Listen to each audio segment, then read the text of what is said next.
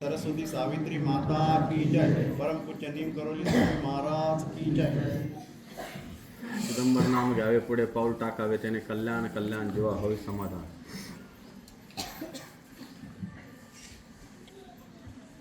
धन्य धन्य हो प्रदक्षिणा सद्गुरु रायाची। आपण जे पालखीला 3 प्रदक्षिणा करतो, पालखीला ह्या 3 प्रदक्षिणा झाल्यानंतर आपण काय करतो, धन्य धन्य ही प्रदक्षिणा घेतो आपण। का? देवा तुझ्या 3 प्रदक्षिणा झाल्यावर आम्ही काय झालोय, धन्य झालो। कारण का की मला तुझ्या पालखी सोहळ्यामध्ये मला तुझ्या जवळ येता आलं। कारण का की देवाच्या जवळ जाणं एवढं सोपं नाही, आणि देव जर आपल्याला जवळ करत असेल तर त्याहून आपलं भाग्य मोठं नाही। मग देव जर जवळ करत असेल आपल्याला, मग देव जवळ करतो म्हणल्यात आपण काय केलं पाहिजे, देवाच्या जवळ जायला पाहिजे। मग देवाच्या जवळ जायची वेळ कधीची, पालखी सोहळ्याची। मग पालखी सोहळ्याच्या दिवशी ठीक आहे, आज अमावास्या म्हणून गुरु बघणार नाही म्हणून बरेच जण दुपारी आपल्या येऊन दर्शन करून गेले असतील। त्यांच्या हे लक्षात आलं नसेल की आपण ज्याच्या सानिध्यात आहोत, ज्याच्या कृपा आशीर्वादाने आपण जगत आहोत, त्या जगत मालकाची पालखी सोहळा काय आहे, शनिवारचा आहे। आणि तो पालखी सोहळा आपण जे काही 3 प्रदक्षिणा घेतो, 3 प्रदक्षिणात पद घेतले जातात। हे पद दत्तगुरूंचे असतात, चिदंबर महास्वामींचे असतात, आणि त्याच्यामध्ये काय होतात, देव भगवंत हा स्वतः नाचत असतो। जिथं टाळ मृदुंग वाजतात तिथं भगवंत काय करत असतो, नाचत असतो। टाळ मृदुंग ज्याच्या घरात वाजतात त्याच्या घरात काय, लक्ष्मी ओसंडून वाहते। टाळ मृदुंग जिथं वाजतात तिथं दुःख कुठे येत नाही। टाळ मृदुंग अशाच घरात वाजतात की जिथं सुख आहे। कारण टाळ मृदुंग असं कुठेही वाजत नाही। आता मला सांगा, सगळ्यांच्या घरात टाळ मृदुंग वाजतात का? करायचं जरी म्हटलं तर घरचे नाही, येडं झालं पोरग येडं झालं। काय श्याम आहे, बरोबर की नाही? काय म्हणतात, पोरग शाट झालं आहे की नाही? गावात एवढे देव हे दिले सोडून आला, थोबड गोन इतक्या लांबून आला आहे की नाही? जिथं भक्ती जडली, जिथं श्रद्धा जडली, मग त्याला किलोमीटर धरले जात नाही, त्याला किलोमीटर धरले जात नाही। कारण की त्यावेळेस माणूस काय होतं, वेडा होतो, वेडा। आमचा श्याम एकदम वेडा झालेला आहे चिदंबरासाठी। दुपारी बिचारा आपला त्याची गाडी घेतो, गाडी उभं करतो, लोकांची वाट बघत बसतो। लोक आईतशीर येतात, बसतात, पट्ट्या डिझेल पुरते काय 4 आणि 8 घेत असून तेवढेच।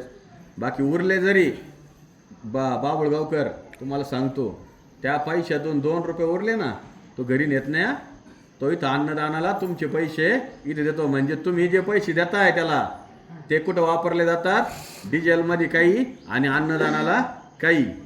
त्याच्यामुळं त्याला जरी आपण काय 5-50-100 रुपये देत असू, मग ते तुमचे कुठं करतो, तो सत्कार्य लावतोय। कारण तुम्ही एक खट्टी पैसे देऊ शकतात का अन्नदानाला? नाही। मग तुमचे थोडे थोडे थोडे थोडे पैसे तो काय करतोय, अन्नदानाला देतोय। म्हणजे एकदा श्यामेसाठी एकदा जोरदार टाळ्या वाजू सगळ्यांना। प्रत्येक गावामध्ये एक श्याम तयार झाला पाहिजे, प्रत्येक गावामध्ये। कारण का, चिदंबर प्रचार प्रसार करायचा असेल तर प्रत्येक गावामध्ये एक श्याम तयार झाला पाहिजे। श्याम म्हणजे काय, श्याम हे शब्द आहे। प्रत्येक मनुष्याने तसा विचार केला पाहिजे। आपल्या गावातून आपण काय केलं पाहिजे, स्वतः गाडी असली तर गाडीत बसून 4 लोक इथं आणले पाहिजे। कारण का की लोकांना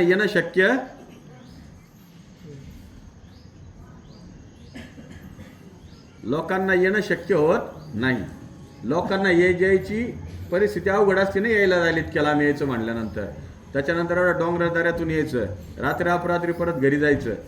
मग श्यामेने एकदम पद्धतशीर सगळ्या गोष्टी, मला फोटो टाकला तिने, बसलेले फोटो, बरं एकदम ओके काम चालू आहे। घरातून त्रास आहे, इकडे यायला घरातून त्रास आहे, पण कोणाचाच विचार नाही। कारण का, ज्या भगवंतानी एवढं दिलंय ज्या भगवंताच्या कृपा आशीर्वादाने चाललंय, मी खोटं नाही सांगत, एक लक्षात ठेवा, चिदंबरासाठी जो तन मन धन, धन हे तिसऱ्या याच्यात बरं का, आपल्याकडे तन आणि मन पहिले असतं, नंतर शेवटच्या अक्षरामध्ये धनाला आपल्याकडे किंमत आहे.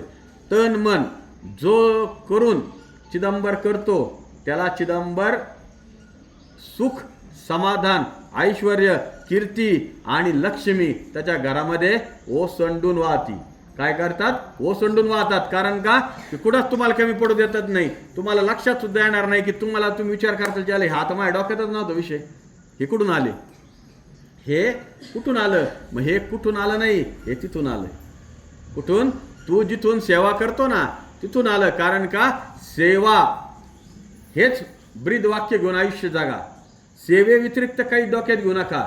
एक वेळेस थोडंसं नामस्मरण इकडे तिकडे झालं तरी चालेल, पण चिदंबराची सेवा, चिदंबराचं ध्यान आणि चिदंबराचं हृदयातून आणि मनापासून तडफड, माणसाला म्हणतात तळमळ पाहिजे. काय पाहिजे? तळमळ पाहिजे.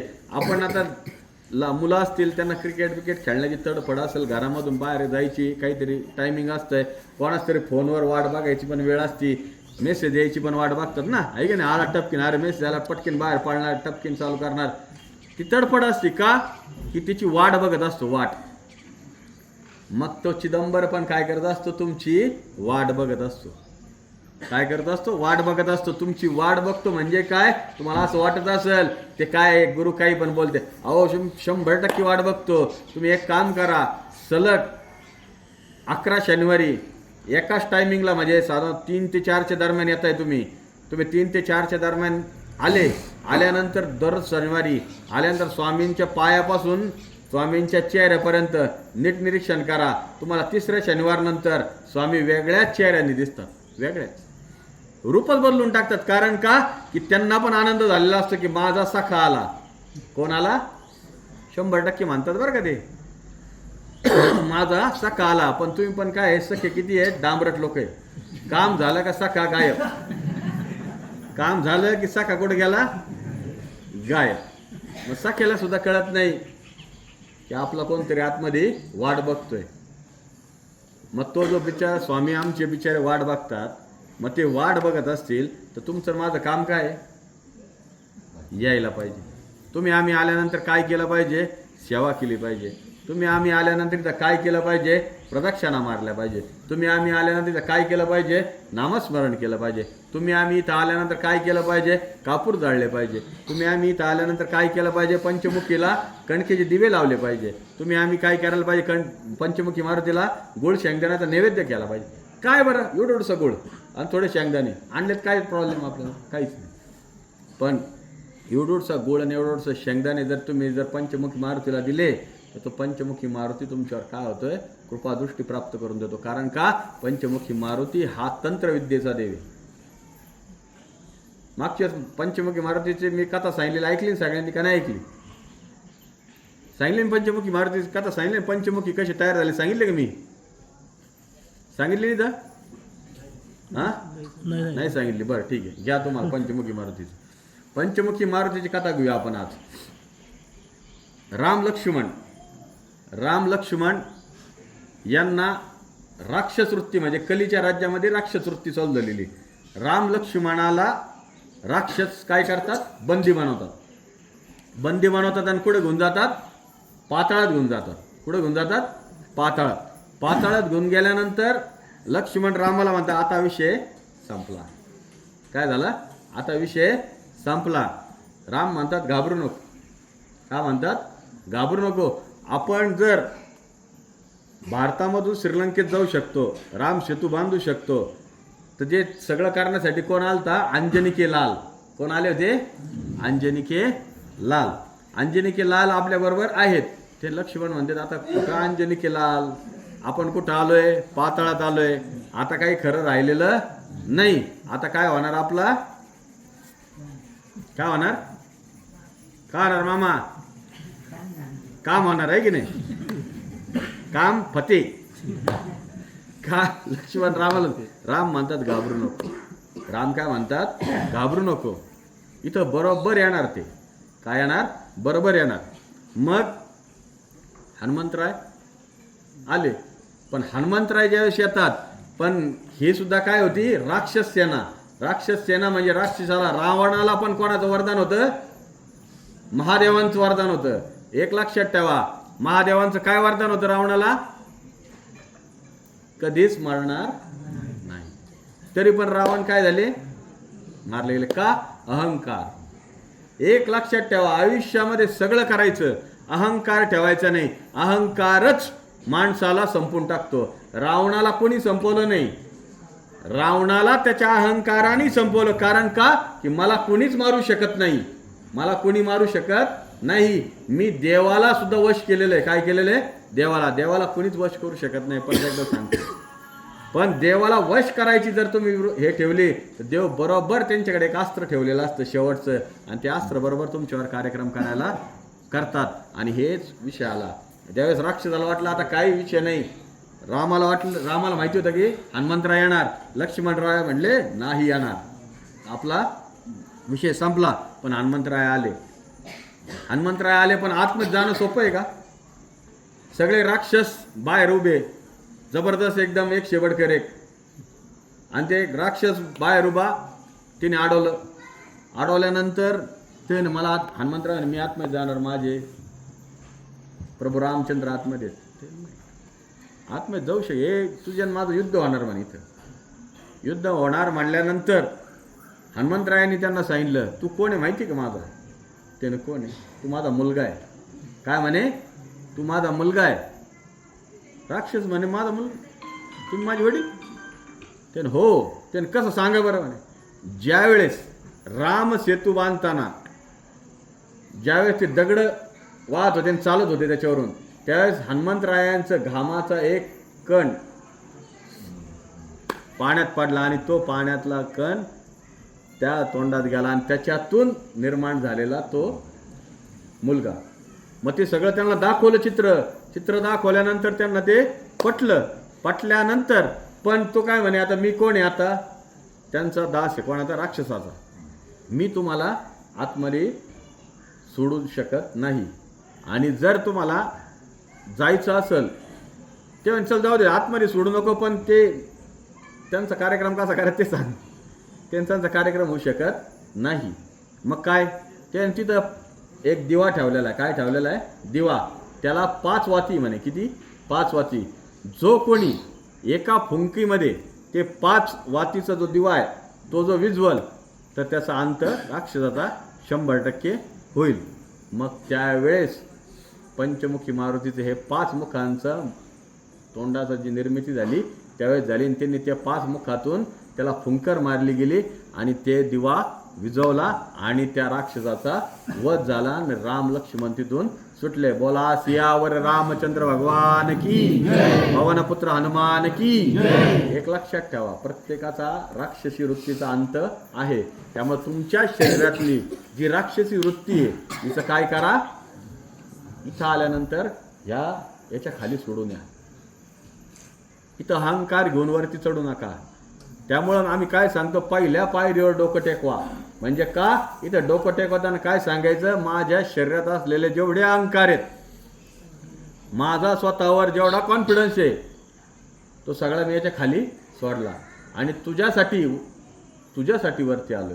आणि तूच करता करीत आहे, तूच माझं पालन करताय, आणि तूच माझं सर्वस्व आहे. मला माहिती आहे इथून पुढं माझं तुझ्या व्यतिरिक्त कोणीही काही करू शकत नाही. ज्या दिवशी तुम्ही तुमचं सगळ्या गोष्टी भगवंताच्या चरणात सोडताल, ज्या दिवशी तुम्ही सगळ्या गोष्टी भगवंताला सांगायला सुरुवात करताल, जेव्हा तुम्ही सगळ्या गोष्टी भगवंताकडून करायचा विचार करताल, त्या दिवशी 100% तुमचे काम होतील. नाहीतर तुम्ही जर म्हणले नाही आहे ना, मी आहे ना, मी आहे ना, नको. जब मैं था तब चिदंबर नहीं, आप चिदंबर है मैं नहीं. म्हणजे ज्यावेळेस माझ्या शरीरामध्ये मीपणाचा अहंकार होता त्यावेळेस चिदंबर स्वामी माझ्या बरोबर नव्हते. ज्या दिवशी चिदंबर माझ्या बरोबर आहे त्या दिवशी माझ्याकडे अहंकार 1 इंच उरलेला नाही. देव सुद्धा कधी येतो आपल्या जवळ, जेव्हा तुमच्या शरीरातला अहंकार तुम्ही बाजूला ठेवता. काही अहंकार नकोय. कोणी आपल्याला पाया पडावं हा अहंकार नको, कोणी आपल्याला हार घालावं हा अहंकार नको, कोणी आपल्याला हार तुरे घालून सत्कार करावा हा अहंकार नको, कोणाच्या लग्नामध्ये आपलं नाव टाकावं हा अहंकार नको, कोणी आपल्या पत्रिकेत नाव टाकावं हे अहंकार नको. हा पत्रिकेत नाव पाहिजे तर कोणाचं पाहिजे? चिदंबर स्वामी. पत्रिकेत फोटो पाहिजे तर कोणाचा पाहिजे? चिदंबर स्वामींचा. एक लोक विसरून जातात, लग्न ठरतं, सगळ्या गोष्टी होतात, घरात कार्यक्रम होतो, सगळ्या गोष्टी पार पाडतात चिदंबराच्या आशीर्वादाने, पण शिव चिदंबर नाव टाकायचं त्याच्यावर विसरून जातात. स्वामींचा फोटो टाकायचं विसरतात. कारण का? त्याला वाटतं झालं आता काय ते चिदंबराला करणार. अहो तोच चिदंबर आहे, त्यालाच सगळं कळतं, तुम्हाला काहीच कळत नाही. त्याला सगळं ज्ञात आहे. तुम्ही किती लबाड आहेत, तुम्ही किती चॅप्टर आहेत, तुमच्या मनात काय चाललंय, तुमच्या सगळ्या वृत्तीत काय चाललंय, हा सगळा भेसळयुक्त प्रकार त्याच्यापाशी आलेला आहे हे त्यांना माहिती आहे. पण त्यांना पण माहिती आहे त्याने जर सगळे संत आले तर कसं शक्य आहे? दगडांचं पण काय करावं लागतं? देव करावं लागतो. वाल्याचं पण काय करावं लागतो? वाल्मिक करावं लागतो. मग सगळे वाल्या आलेले आहेत, ते वाल्याचं वाल्मिक करण्याचं काम चिदंबर स्वामी करतात. पण वाल्मिक व्हायचं हे वाल्या दरोडखोर व्हायचं हा विषय आपल्याकडचा आहे. त्यामुळं आपण पण ठरवलं पाहिजे की आपल्याला चिदंबरापाशी आल्यानंतर कशी वृत्ती ठेवायची. तुमच्यामुळं महास्वामींचं कुठेही नाव खराब होता कामा नाही. आपल्यामुळं चिदंबर वाढला पाहिजे, आपल्यामुळं चिदंबर कमी होता कामा नाही. त्यामुळं प्रत्येकाने एक लक्षात ठेवा, चिदंबर नाम घ्यावे, पुढे पाऊल टाकावे, त्याने कल्याण कल्याण जीवा होय समाधान. चिदंबराचं नामस्मरण. मागच्या वेळेस शनिवारी सांगितलं होतं मी, किती जणांनी माळा घेतला? परत एकदा हातवरती का? एकच,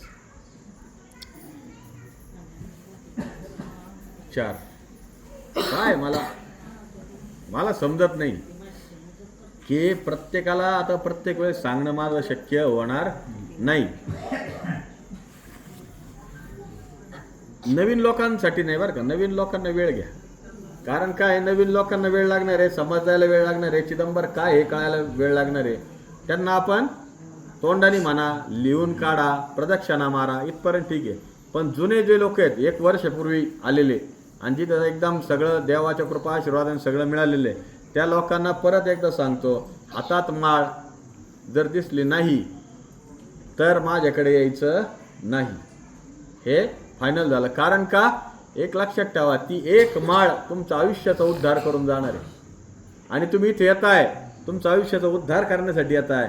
आमच्या आता वैजूबाबू गावच्या पोराने एकदम भारी उपक्रम केला. दर मंगळवारी एका भक्ताच्या घरामध्ये जाऊन हनुमान चालिसाचा पाठ करतात. काय करतात? हनुमान चालिसाचा पाठ. काहीच नाही, खडी साखर घ्या म्हणलो, एखाद्याने दूध दिलं तर दूध घ्या, काही प्रॉब्लेम नाही. हनुमान चालिसाचा पाठ का करायचा? ते घर शुद्ध होतं. तिथून गेल्यानंतर ते घर शुद्ध झालं आणि त्यांच्या घरात चांगल्या गोष्टी घडल्या तर तिथला माणूस काय होणार? तुमच्या मागं मागं पाळणार आणि चिदंबर सांगायला लागणार लोकांना, चला भाऊ. काही नाही ना, फुकट आहे ना. तुमच्या घरात बोलवायचंय, घरात बोलवल्यानंतर हनुमान चालिसाचा पाठ करायचा आहे. हनुमान चालिसाचा पाठ म्हणजे काय? साक्षात हनुमंतराय तुमच्या घरात येतात आणि घरात येऊन उभे राहतात. तर तुमच्या घरामध्ये संकट येतील का? नाही येऊ शकत. मग ह्या मुलांच्या मागं लागलं पाहिजे. मुदल असं वाटलं झालं पाहिजे की मंगळवारची वेळच मिळाली नाही पाहिजे कोणाला. मंगळवार हा 2-2, 3-3 वर्षाचा बुक झाला पाहिजे. आता आम्ही हळूहळू प्रत्येक गावामध्ये तीच संकल्पना करतोय. आता एक सुरुवात केली पाहिजे बाबळगावपासून, आता पुढचं देशवंडीत चालू करू, देशवंडीतून टाकळीत चालू करू, टाकळीतून कवठ्यात चालू करू, कवठ्यातून वाघोलीत चालू करू. कधी चालू आहे? घरी जायचं रामकिसान चर्चा घरात जायची चालली. मंदिरातल्या तर इथं बेस सगळीकडे चालू आहे. मंदिरातला नाही प्रॉब्लेम, इथं आपला घरात न्यायचं, प्रत्येकाच्या घरी जायचं. तर प्रत्येकाने एक लक्षात ठेवा, पंचमुखी मारुतीची सेवा ही काहीतरी मागच्या जन्मीचं पुण्य असेल. प्रत्येकाच्या घरी जायचं. तर प्रत्येकाने एक लक्षात ठेवा, पंचमुखी मारुतीची सेवा ही काहीतरी मागच्या जन्मीचं पुण्य असेल तर घडती. कारण की पंचमुखी हे तुमच्या घरामध्ये एक तुमच्या घरातलं सुख समाधान आणि सगळे तंत्रविद्या तुमच्या घरामध्ये जे बाधा करतात, नजर बाधा असती, सगळ्या गोष्टी असतात. फार लोक डेंजर आहेत. कारण की सुख कोणालाही सहन होत नाही. एखाद्याला 1 रुपया जर मिळाला तर ते पण एखाद्याला सहन होत नाही. त्याच्यामुळं पंचमुखी मारुतीची सेवा, त्याला कणकेचा दिवा, त्याच्यानंतर आपलं गुळ शेंगदाण्याचा नैवेद्य, दर पौर्णिमा अमावस्याच्या वेळेस, आज अमावस्या आहे, दर पौर्णिमा अमावस्येच्या वेळेस 1 चमेलीचं तेल आणि थोडा शेंदूर. किती सोपं आहे, काय अवघड आहे का? नाही. हे सेवा जे करा, ही सेवा अखंड जो करील त्याच्या घरामध्ये दुःख राहणार नाही. हे बघा, आपण प्रपंच करतोय, प्रपंचामध्ये आपण बुडलेलो आहे, प्रपंचामध्ये आपण सगळं करत असताना दुःख हे येणारच. पण त्या दुःखातून सही सलामत काढायचं काम जर चिदंबर स्वामी करत असतील, आपण काय केलं पाहिजे?